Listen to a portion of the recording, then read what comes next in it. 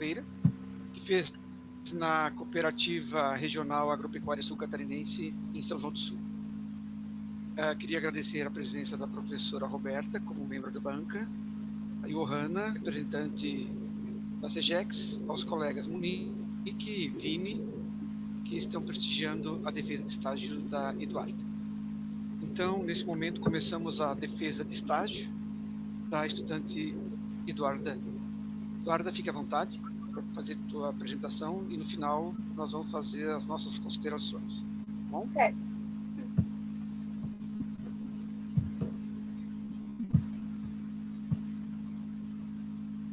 Bom, então eu vim hoje apresentar a minha defesa de estágio sobre manejo de culturas anuais, arroz, soja e maracujá. A identificação da empresa. O nome fantasia da empresa, então, é Copersuca, e o nome empresarial é Cooperativa Regional Agropecuária do Sul Catarinense. Ela fica localizada na Avenida Nereu Ramos, número 103, em São João do Sul. O meu supervisor de estágio foi o Manuel Gustavo Moraes de Escandolara, e a minha área de atuação, então, foi na agropecuária e processamento de arroz. A duração do meu estágio teve 184 horas. O histórico da Copersuca, então. Na década de 60, no Turvo, ele passava por baixas produtividades porque eles sentiam falta de uma agropecuária que atendesse às suas necessidades. Então, os produtores, que eram 214 produtores de arroz no município, se juntaram e fizeram uma reunião onde, em dezembro, 20 de dezembro de 1964, eles fundaram a cooperativa. Hoje em dia, são 15 lojas agropecuárias e 3 supermercados. E a sede fica no Turvo já desde os anos 60, da década de 60, né? Aqui, então, eu coloquei a fachada da empresa onde eu trabalhei, da loja. E lá no fundo fica o depósito, onde fica as sementes, os adubos, enfim. A estrutura da empresa.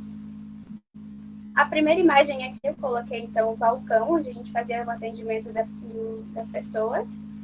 E mais ao fundo tem o caixa, onde fazia toda a forma de pagamento, fazia com uma pessoa só no caixa. Atrás do balcão nós tínhamos alguns medicamentos para bovino, equino, cães, gatos. E depois nós entrávamos na sala dos técnicos, então. E são 3 técnicos, que era o Lucas, o Jean e o Manuel. O Manuel foi meu supervisor. Éramos 3 técnicos que ficavam só na sala e um técnico que saía para visitas, que era o Jonathan. As atividades desenvolvidas lá dentro da loja. Era feita a limpeza da loja, o atendimento no caixa, a conta de estoque, a verificação de lotes e de produtos, que era feita quase que diariamente, e a codificação de produtos também era feita quase que diariamente.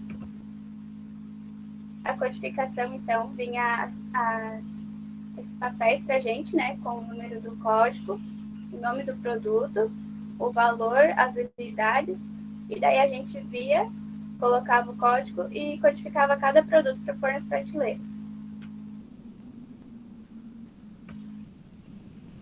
Bom, e as visitas? Então, eu separei aqui, começando com as daninhas. A primeira aqui foi o canevão. Na primeira imagem, a gente já vê o canevão já num período bem avançado, já. Ele já tem até as suas sementes ali. E logo embaixo dele já tem vários outros pezinhos de canevão. Nessa segunda imagem, a gente consegue ver umas folhinhas mais levantadas, maiores, né? Que são os pezinhos de canevão no meio do arroz.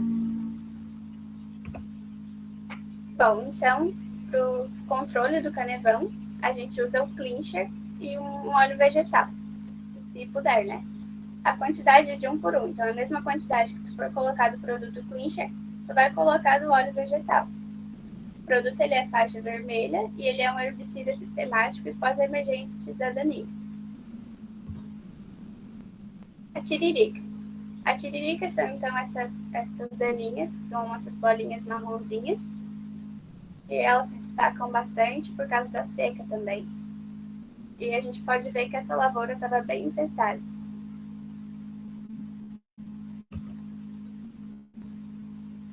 controle da tiririca, a gente usa o herbicida propanil. Ele é pós-emergente das daninhas e o modo de ação dele é contato ou seletivo. Ele é muito tóxico ao meio ambiente e ele é extremamente perigoso.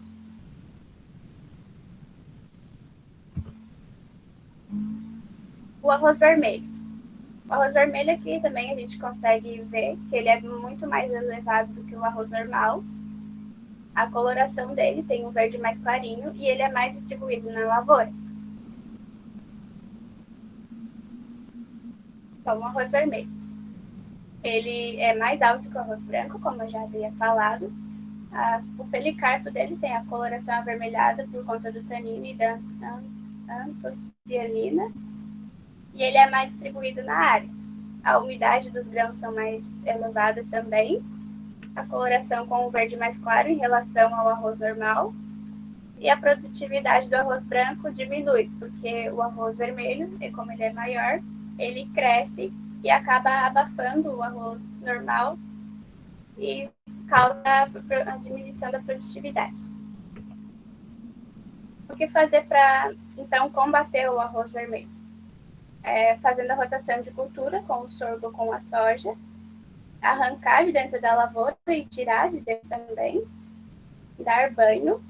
E eu perguntei até se tinha outro nome para esse, e eles não souberam me dizer. Eles só falaram que realmente eles só falam em dar banho. E eu vou pegar aqui. A planta do arroz vermelho é assim, eles molham as suas mãos nos venenos. Óbvio que na mão tem luvas e coisas, né? Eles molham a mão no veneno e passam na planta do arroz vermelho para então matar o arroz vermelho. Só porque é bem perigoso a gente fazer isso, né? O uso das sementes pré-germinadas e o preparo do solo para semeadura direta. Também são fatores que ajudam a combater. As principais doenças agora. Então, o que causam as principais doenças é o clima, né? As temperaturas altas, muita umidade e muita chuva e logo depois o sol muito quente. A mancha parda. A mancha parda são essas bolinhas marronzinhas na folha e mais tarde ela pode passar para os grãos também, que ficam essas mesmas bolinhas marronzinhas que dão na folha, dão no grão. A mancha parda ela tem um formato circular, de cor amarronzada e é causada por um fungo. Mais tarde ela passa para os grãos e faz o combate da mancha parda com o uso de fungicida. A brusone. A brusone também são manchas nas folhas, só que elas são mais alongadas, elas têm o centro acinzentado e as bordas marrons. Então, como eu falei, a brusone são manchas alongadas com bordas marrons e centro acinzentado, causada também por um fungo e pode ser localizado abaixo do nó da panícula. Faz o controle, então, com fungicida. Aqui eu coloquei uma fotinho das duas juntos. A primeira folhinha de cima, que são só os pontinhos marrons, então é a mancha parda. E a de baixo, que são essas bolas mais alongadas, com centro acinzentado, é a brusone. A brusone é uma principal doença do arroz, né? Aqui eu coloquei os produtos que a gente usa, então, para duas doenças, né? É o nativo, ele é um produto sistêmico, o Binmax e o Alterno. Também era indicado o BIM com o Alterno, os dois juntos, porque os triazóis eles são bem importantes para combater essas doenças. A escaldadura das pontas. Então, a escaldadura das pontas acontece por causa do sol, onde fica onde fica as pontinhas dos arroz, então, assim queimadinhas. Faz a escaldadura é o sol. O excesso de adubação nitrogenada também pode causar, principalmente o sol, e as folhas ficam com as pontas amarronzadas. A lagarta broca ou broca do coco. Ela atua no todo o crescimento da planta e deixa as plantas fracas e murchas. Pode ocorrer a morte da planta e o controle é com Altacore e Angioplan. O que a lagarta broca faz? Ela entra dentro do colmo da planta e vai comendo todo o colmo da planta, onde ela murcha e pode quebrar, né, e morrer.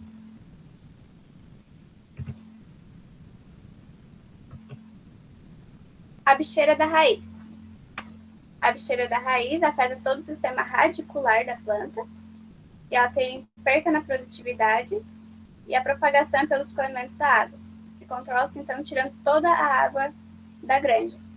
O escoamento da água, que a gente sabe que geralmente é passado a água de uma cancha para outra.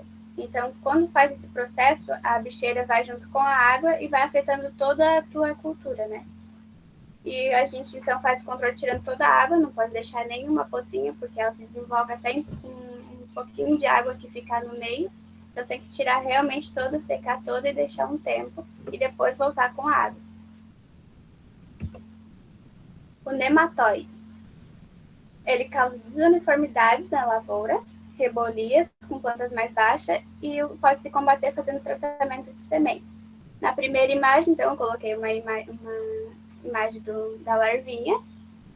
E na segunda eu botei a imagem onde mostra, né, as plantas onde fica mais baixo, tem nematóide.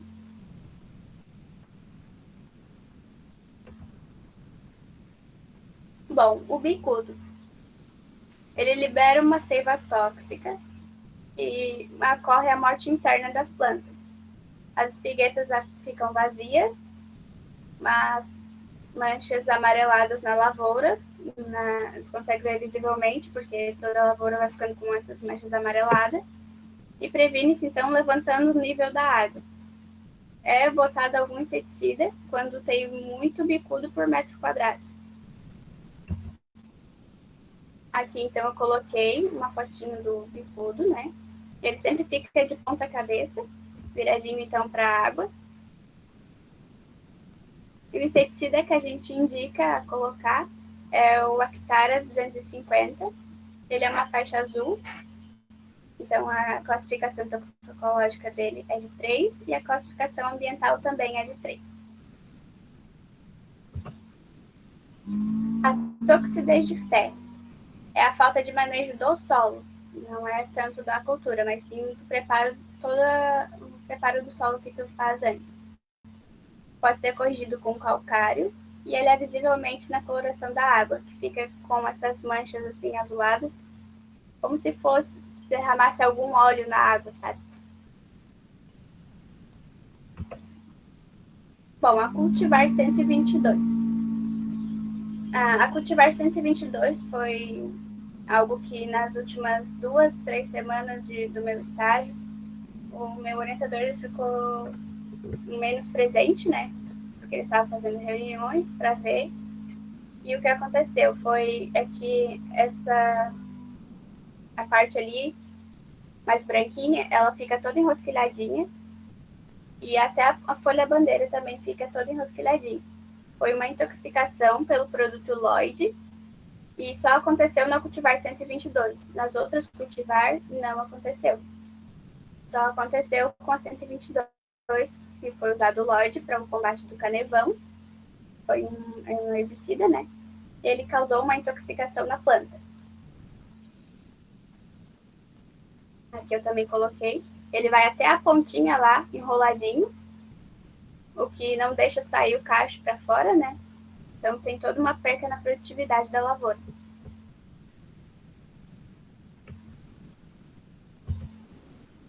A colheita do maracujá. A colheita do maracujá, então, é feita pela cor, apalpar e apertar o cabinho onde segura o fruto. Então, ali nessa imagem onde estão os meus dedos ali, mais ou menos, a gente dá uma apertadinha. Se a gente sentir que a baga está mais molezinha, assim, ela já está madura. Se a cor dela estiver mais amarelada, ela também já está pronta para colheita. E no cabinho dela tem tipo um nozinho. Se a gente apertar no nozinho onde segura a baga e o cabinho, ela vai se desprender fácil, ela também já está madura. Bom, a soja. A soja foi uma alternativa para o controle de daninhas do arroz. Esse produtor ele só plantou a soja há 1 ano para fazer o controle, porque a lavoura dele estava muito infestada das daninhas. E como falei, a rotação de cultura indicada era o sorgo e a soja. Só que ele disse que ele teve uma boa produtividade de soja e que hoje em dia ele nem pensa em voltar a plantar o arroz. Ele disse que não é algo que ele não vai voltar, mas como ele teve uma boa produtividade de soja, ele quer continuar com essa. E é isso.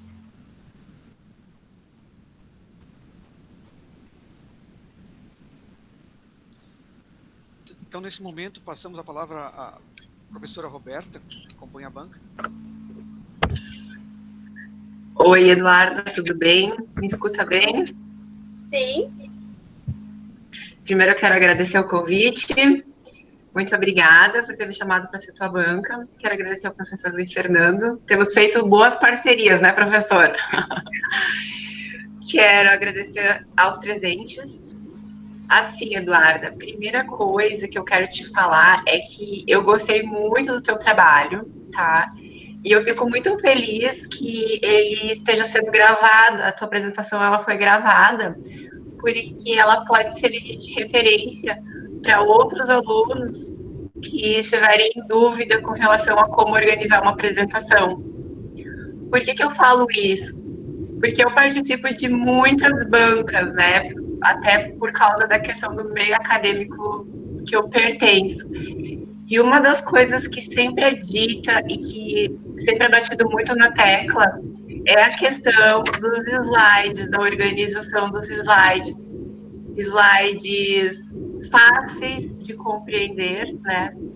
Sem excesso de escrita, com tópicos, como que fizeste, né? Tópicos, e vai explicando, e fotos, para que quem está assistindo a banca consiga ler os slides e acompanhar a tua fala ao mesmo tempo. E muitas vezes acontece que ou tu lê o slide, ou tu acompanha a apresentação, e muitas vezes acontece também que no slide tem uma coisa e a pessoa está falando outra, o que gera um conflito, né? Que a pessoa ela quer complementar com o slide. E não é assim, né? O slide ele não é para complementar, né? O slide tem que ter tudo que tu vai falar. Então, eu gostei bastante disso. Também, o formato do teu relatório, para mim, ele está mais até do que um relatório. E eu gosto disso também, porque eu penso que um trabalho, já que a gente vai fazer um trabalho, que esse trabalho ele sirva como uma referência, né? Então, por exemplo, quando alguém vai pesquisar alguma coisa relacionada às pragas, vai encontrar o teu trabalho. Porque se eu até sugeriria que tu adaptasse o teu título, colocando a palavra praga, porque foi onde tu te deteve. Porque às vezes os relatórios de estágio, eles contam muito da experiência da pessoa. É bom, é interessante. Só que pensando no futuro, aquele trabalho acaba não servindo, né? Vamos dizer assim, para outros pesquisadores. Porque agora tu já é uma pesquisadora da área. E isso é muito válido, né? Até para o Instituto Federal, para ter um banco de dados com trabalhos que podem ser pesquisados, né? Por isso que é importante a gente se focar em algo quando a gente escreve um trabalho. Porque às vezes a gente quer falar muito de tudo e acaba não falando nada. Quando a gente faz isso que tu fez, que foi te deter a um assunto de toda a experiência que tu teve, não tá tirando crédito das outras coisas que tu vivenciou, mas optou em te focar em falar sobre algo. É muito importante e muito útil, tanto para outros pesquisadores, quanto para pessoas leigas. E eu gostei também porque uma característica do pesquisador, quando faz um trabalho, seja um artigo, seja um TCC, seja uma dissertação, uma tese, é fazer algo pensando em uma pessoa que seja leiga, que não compreenda, que não entenda. ela tem que ler o teu trabalho e tem que conseguir entender o que tu tá querendo dizer. Tu não pode pensar que tu tá escrevendo para técnicos em agropecuária que vão saber o que tu tá dizendo, né? E o trabalho ele contempla isso. E também o fato de tu colocar as fotos permite que pessoas leigas compreendam e utilizem, apliquem, né? Que vão lá, olhem as folhinhas e vejam se tem aquelas pragas, identifiquem as pragas. Eu já fiz isso. Final de semana, eu estava que meu padrasto, você sabe, né? Que meu padrasto ele tem uma propriedade rural e eu já fui procurando pragas nas folhinhas. Então, é assim, o trabalho ele precisa servir para isso, né?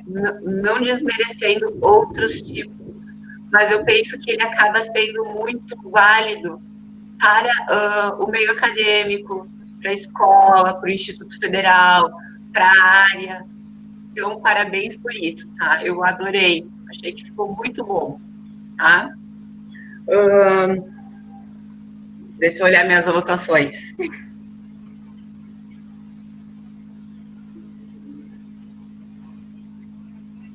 Tá. Como sugestão, então, que era, de repente, de tu adaptar o teu título colocando a palavra pragas, porque eu sei que muitas vezes são pesquisados, não sei se, né, pelo título acaba sendo uma referência. A versão que tu mandou para mim, eu não sei se é a versão final, porque tem algumas coisinhas em cima, por exemplo, como tu usou aquele modelo, aí tem, por exemplo, escreva seu texto aqui, e tu não apagou. Aí isso tu tem que apagar, tá? Tá.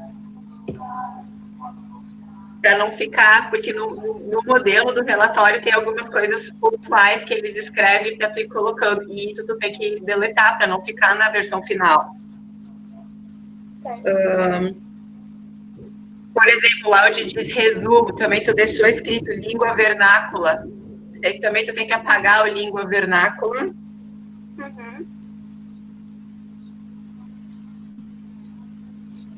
O que mais eu anotei aqui? Eu gostei muito da tua introdução, achei que ficou muito boa. Também gostei do resumo, tá? E porque a gente sempre tem que partir do princípio que as pessoas não sabem do que a gente está falando, que ela não sabe onde tu fez o estágio, porque quando a gente está dentro, é tão comum dizer o estágio foi realizado e lá eu vivenciei tal coisa, tá, mas aonde que o estágio foi realizado, né? Eu preciso colocar essas informações pensando numa pessoa que vai estar tendo a primeira experiência com o teu trabalho, tá? Eu acho que era isso. Deixa eu ver aqui. Isso aí. Gostei bastante e parabéns pelo seu trabalho. Acho que é muito válido. Que bom que a apresentação ficou gravada. Acho que tem que ser usada, sim, posteriormente. E parabéns novamente. Obrigada pelo convite. Eu que tenho que agradecer. E pensa nisso que eu te falei sobre... Acho que o professor caiu, né? Acho que sim.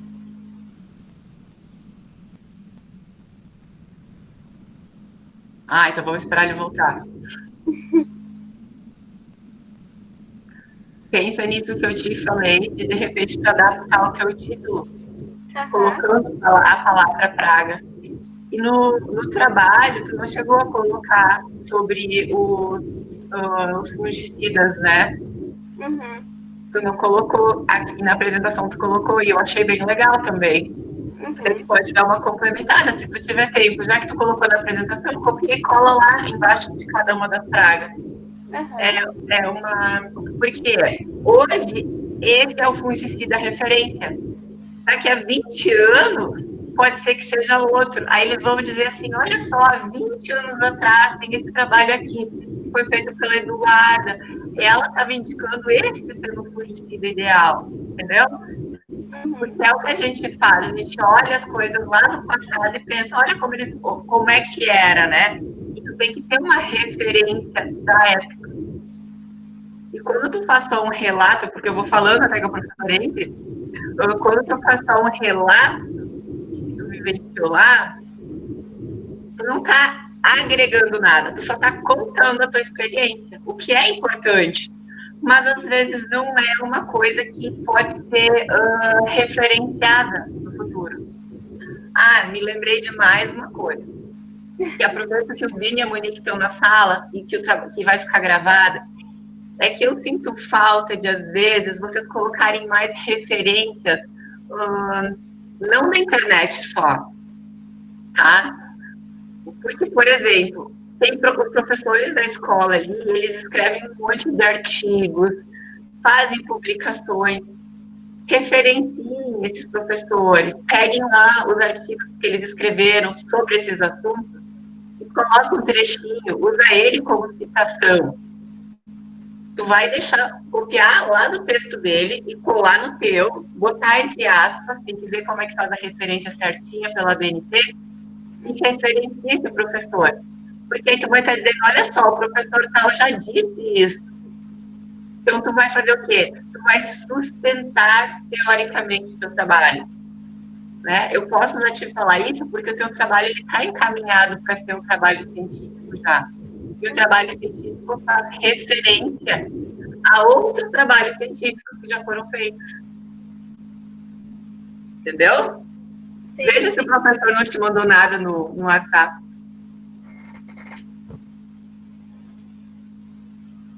Ele me mandou que já volta. Ah, então tá bom. Uma coisa que eu citei também no início das culturas anuais, eu citei o maracujá. Antes ele não era uma cultura anual, mas hoje em dia ele passou a ser por causa da verrugose que atacou e agora tem que fazer um vazio sanitário todo ano. Então ele passou a ser uma cultura anual quase que obrigatoriamente. Então, porque daí tu falou das culturas anuais, mas te focou nas pragas, o que é ótimo. Mas aí, de repente, tu pode colocar pragas nas culturas anuais. Arroz, soja e maracujá. Fica top.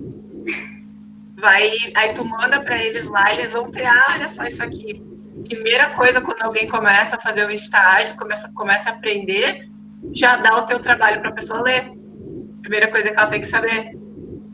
Entendeu? Isso é saber referenciar, é ser referência em algo. Tu escolhe uma coisinha de tudo que tu viveu, que tu aprendeu, e tu vai falar daquela coisinha. E aí tu vai ampliar ela e vai transformar ela num trabalho.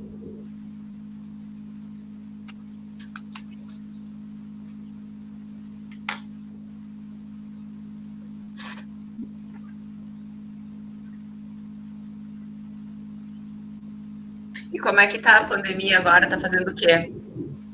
Eu tô ajudando o pai e a mãe em casa, e daí à tarde, como eu tenho minha irmã mais nova, eu também faço as minhas coisas da escola e ajudo ela. Teus pais faziam o quê? Meus pais plantam maracujá. Ah. Que bom. Vini, Monique, o que vocês estão fazendo? Suportando essa pandemia, prof. Não aguento mais. Digo mesmo. Estou em depressão. E vai longe, gente. Vai longe, eu acho.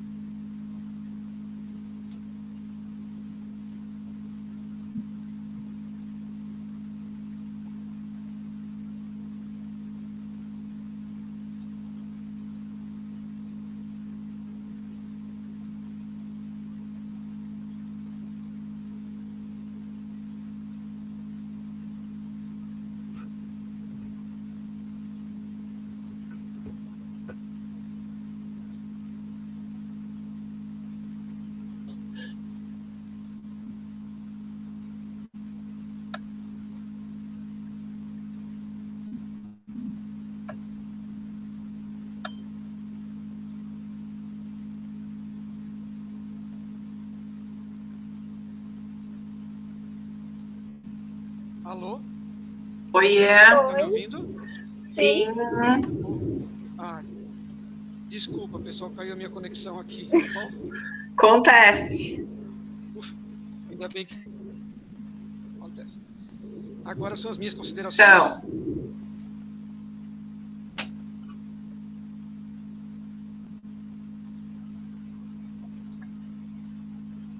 Sim.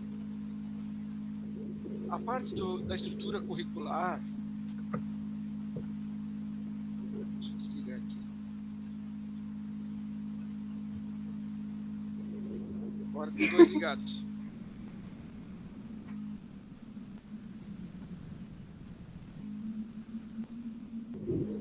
Assim, Eduarda, gostei muito da sua apresentação, né? Aquela menina tímida, que em sala de aula a gente nunca ouve a voz, hoje tive a oportunidade de ouvir a voz e fiquei muito contente. Em uma conversa que eu tive com a professora Roberta, não sei se ela se lembra, ela me fez ter um olhar diferente sobre os tímidos. É uma virtude, né? É uma qualidade ser tímida. Eu era tímido e sou muito tímido também. E realmente foi muito bom ouvir teu crescimento, ver tua voz, além da resposta das chamadas, e teu crescimento, né? Eu entendo assim que a defesa de estágio é como se fosse um ritual de transição do mundo do estudo, da sala de aula, para o mundo do trabalho. Vocês dão uma importância muito grande a essa parte, né? É que está toda produzida, toda bem preparada. Aliás, deve ser para a sala de aula assim também, com um batom, né? Bem arrumadinha, bem lindinha. E também, eu tenho duas filhas mulheres, uma vai tirar leite de vaca. Ela resolveu que quer ser produtora rural. Então eu disse para ela, você vai produzir no meio rural, vai trabalhar lá no interior, mas você não vai deixar de arrumar teu cabelo, não vai deixar de botar um batom para estar no meio rural. Bom, isso é uma coisa muito importante. Eduarda, está assim, então, o teu crescimento foi muito grande, né? Eu tenho algumas curiosidades em relação a ali onde tu mora, onde tu reside, onde tu fez o teu estágio. São João do Sul é uma cidade fazenda, né? É uma Isso. cidade muito pequena, uns 50 habitantes. A grande maioria da população é rural, né? Uhum. Eu não sei, tu vive no meio rural ou no meio urbano? Eu vivo no meio rural. Bom, meio rural.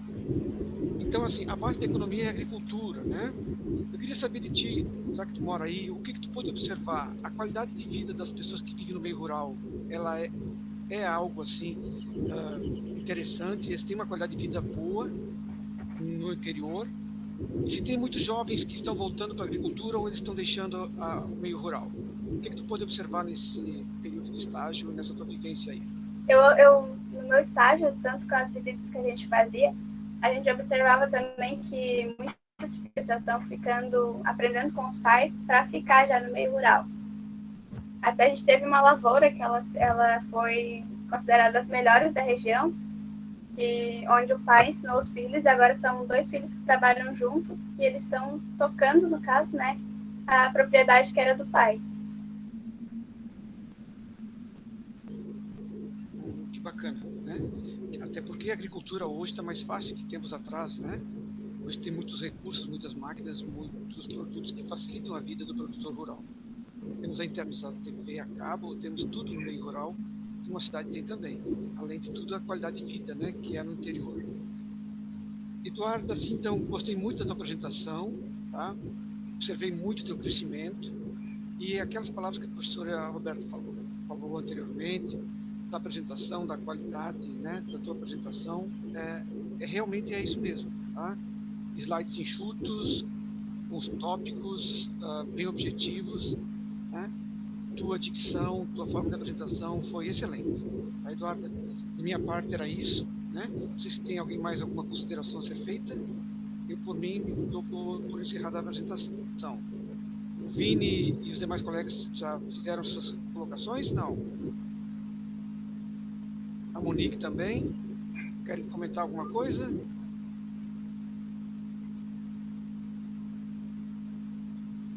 Johanna, eu estou por encerrada a apresentação da Eduarda. Tá? Não sei se você quer parar a gravação. Eu precisaria ficar conversando um pouquinho com a professora Roberta logo após nós dois nessa reunião. Pode ser, Roberta? Sim, claro.